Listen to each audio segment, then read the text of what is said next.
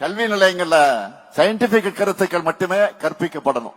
பகுத்தறிவுக்கு எதிரான முட்டாள்தனமான கட்டுக்கதைகளை, மூட நம்பிக்கைகளை பரப்புற இடமா பள்ளிகள், கல்விகள், பல்கலைக்கழகங்கள் ஒருபோதும் இருக்கக்கூடாது. ரெண்டா தான் இருக்கணும். ஒன்னு சயின்டிபிக் அப்ரோச், இன்னொன்று சோசியல் ஜஸ்டிஸ். இதை கத்துத்தர இடமா தான் கல்விக்கூடம் இருக்கணும்.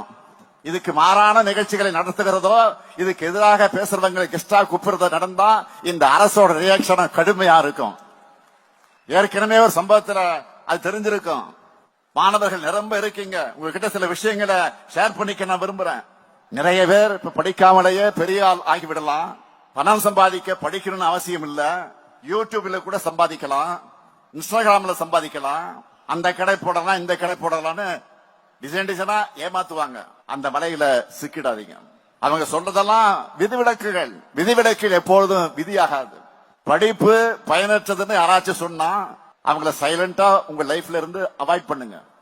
கல்விதான் யாராலையும் பறிக்க முடியாத உண்மையான சொத்துன்னு நான் தொடர்ந்து சொல்லிட்டு வரேன். இன்னும் 100 முறை சொல்லுவேன்.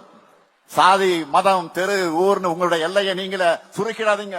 அந்த காலத்துல பிச்சை எடுத்தாது படின்னு ஏன் சொன்னாங்க? யோசிங்க. கல்விக்கு மிஞ்சினது எதுவும் இல்ல.